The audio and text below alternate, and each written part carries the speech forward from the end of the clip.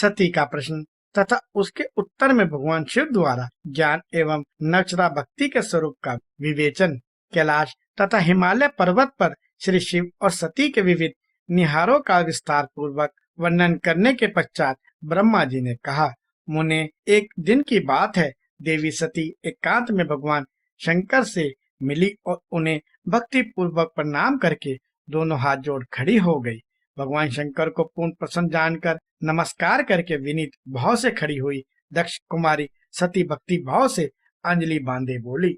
सती ने कहा, देव देव महादेव करुणा सागर प्रभु महायोगिन, मुझ पर कृपा कीजिए। आप परम पुरुष हैं, सबके स्वामी हैं, रजोगुण सतगुण और तमोगुण से परे हैं, निर्गुण भी हैं सगुण भी, सबके साक्षी निर्विकार और महाप्रभु हैं। हर मैं धन्य हूँ जो आपकी कामनी और आपके साथ सुंदर विहार करने वाली आपकी प्रिया हुई। स्वामी, आप अपनी भक्त वत्सलता से ही प्रेरित होकर मेरे पति हुए हैं। नाथ, मैंने बहुत वर्षों तक आपके लिए विहार किया है। महेशान, इससे मैं बहुत संतुष्ट हुई हूँ और अब मेरा मन उधर से हट गया है। देवेश्वर, अब तो मैं उस परम तत्व का ज्ञान प्राप्त करना चाहती हूँ जो निरतिशय सुख प्रदान करने वाला है तथा जिसके द्वारा जीव संसार दुख से अनायास उद्धार पा सकता है। नाथ, जिस कर्म का अनुष्ठान करके विषय जीव भी परम पद को प्राप्त कर ले और संसार बंधनों में ना बंधे, उसे आप बताइए, मुझ पर कृपा कीजिए। ब्रह्मा जी कहते हैं, मुने, इस प्रकार आदि शक्ति महेश्वरी सती ने केवल जीवों के उद्धार के लिए जब उत्तम भक्ति भाव के साथ भगवान शंकर से प्रश्न किया, तब उनके उस प्रश्न को सुनकर स्वेच्छा से शरीर धारण करने वाले तथा योग के द्वारा भोग से विरक्त चित्त वाले स्वामी शिव ने अत्यंत प्रसन्न होकर सती से इस प्रकार कहा। शिव बोले, देवी दक्ष नंदिनी महेश्वरी, सुनो, मैं उसी परम तत्व का वर्णन करता हूँ जिससे वासनाबद्ध जीव तत्काल मुक्त हो सकता है। परमेश्वरी, तुम विज्ञान को परम तत्व जानो। विज्ञान वह है जिसके उदय होने पर मैं ब्रह्म हूँ ऐसा दृढ़ निश्चय हो जाता है। ब्रह्म के सिवा दूसरी किसी वस्तु का रमन नहीं रहता तथा उस विज्ञानी पुरुष की बुद्धि सर्वथा शुद्ध हो जाती है। विप्रे, वह विज्ञान दुर्लभ है। इस त्रिलोकी में उसका ज्ञाता कोई विरला ही होता है। वह जो और जैसा भी है सदा मेरा स्वरूप ही है, साक्षात परात्पर ब्रह्म है। उस विज्ञान की माता है मेरी भक्ति जो भोग और मोक्ष रूप फल प्रदान करने वाली है। वह मेरी कृपा से सुलभ होती है। भक्ति 9 प्रकार की बताई गई है। सती, भक्ति और ज्ञान में कोई भेद नहीं है। भक्त और ज्ञानी दोनों को ही सदा सुख प्राप्त होता है। जो भक्ति का विरोधी है उसे ज्ञान की प्राप्ति नहीं होती। देवी, मैं सदा भक्ति के अधीन रहता हूँ और भक्ति के प्रभाव से जाते ही नीच मनुष्य के घरों में भी चला जाता हूँ, इसमें संशय नहीं है। सती, वह भक्ति 2 प्रकार की है, सगुना और निर्गुणा। जो वैदिक शास्त्र विधि से प्रेरित और स्वाभिकी जो हृदय के सहज अनुराग से प्रेरित भक्ति होती है वह श्रेष्ठ है तथा इससे भिन्न जो कामना मूलक भक्ति होती है वह निम्न कोटि की मानी गई है।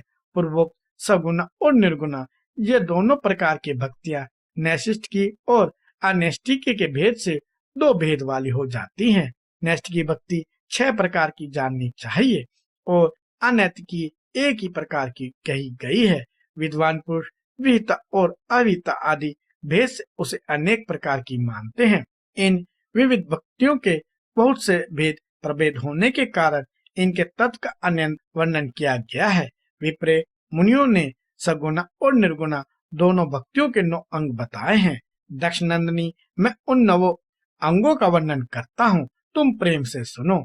देवी, श्रवण, कीर्तन, स्मरण, समन, दास्य, अर्चन, सदा मेरे वंदन, संख्या और आत्मसमर्पण, ये विद्वानों ने भक्ति के 9 अंग माने हैं। शिवे, भक्ति के उपांग भी बहुत से बताए गए हैं। देवी, अब तुम मन लगाकर मेरी भक्ति के पूर्वक 9 अंगों के पृथक पृथक लक्षण सुनो। वे लक्षण भोग तथा मोक्ष प्रदान करने वाले हैं। जो स्थिर आसन से बैठकर तन मन आदि से मेरी कथा कीर्तन आदि का नित्य सम्मान करता हुआ प्रसन्नता पूर्वक अपने शरणपुटों से उसके अमृतोपन रस का पान करता है, उसके इस साधन को श्रवण कहते हैं। जो हृदय काश के द्वारा मेरे दिव्य जन कर्मों का चिंतन करता हुआ प्रेम से वाणी द्वारा उनका उच्च स्वर से उच्चारण करता है, उसके इस भजन साधन को कीर्तन कहते हैं। देवी मुझ नित्य महेश्वर को सदा और सर्वत्र व्यापक जानकर जो संसार में निरत निर्भय रहता है, उसी को स्मरण कहा गया है। अरुणोदय से लेकर हर समय सेवे की अनुकूलता का ध्यान रखते हुए हृदय और इंद्रियों से जो निरंतर सेवा की जाती है, वही सेवन नामक भक्ति है। अपनों को प्रभु का किंकर समझकर हृदय अमृत के भोग से स्वामी का सदा प्रिय संपादन करना दास्य कहा गया है।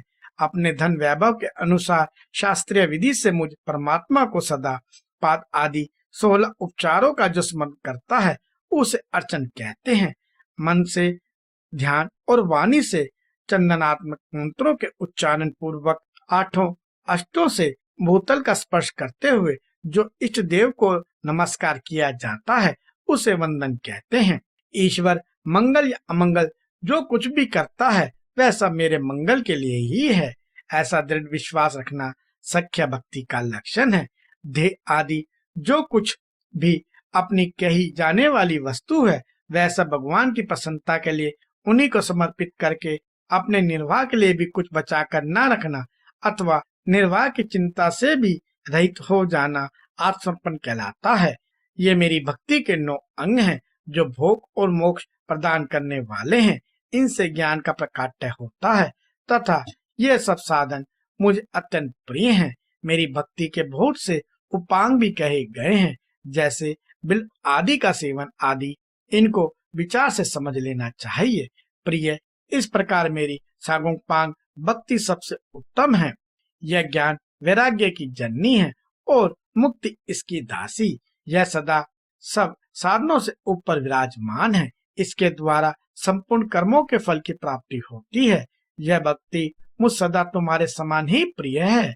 जिसके चित्त में नित्य निरंतर यह भक्ति निवास करती है, वह सागर मुझे अत्यंत प्यारा है। देवेश्वरी, तीनों लोकों और चारों युगों में भक्ति के समान दूसरा कोई सुखदायक मार्ग नहीं है।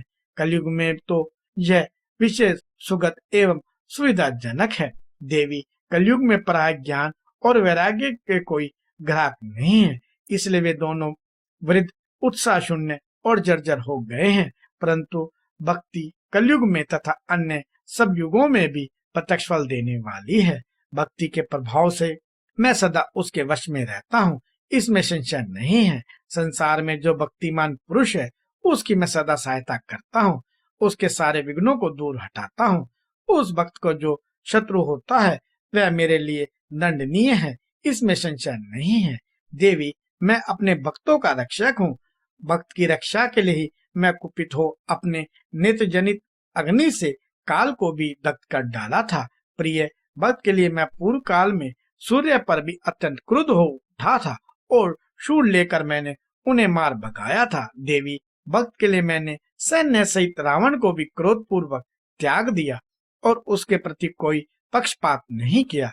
सती देवेश्वरी, बहुत कहने से क्या लाभ, मैं सदा ही भक्तों के अधीन रहता हूँ और भक्ति करने वाले पुरुष के अत्यंत वश में हो जाता हूँ। ब्रह्मा जी कहते हैं, नारद, इस प्रकार भक्त का महत्व सुनकर 10 कन्या सती को बड़ा हर्ष हुआ। उन्होंने अत्यंत प्रसन्नता पूर्वक भगवान शिव को मन ही मन प्रणाम किया। मुने, सती देवी ने पुनः भक्ति कांड विषय शास्त्र के विषय में भक्ति पूर्वक पूछा। उन्होंने जिज्ञासा की कि जो लोक में सुखदायक तथा जीवों के उद्धार के लिए साधनों का प्रतिपादक है, वह शास्त्र कौन सा है।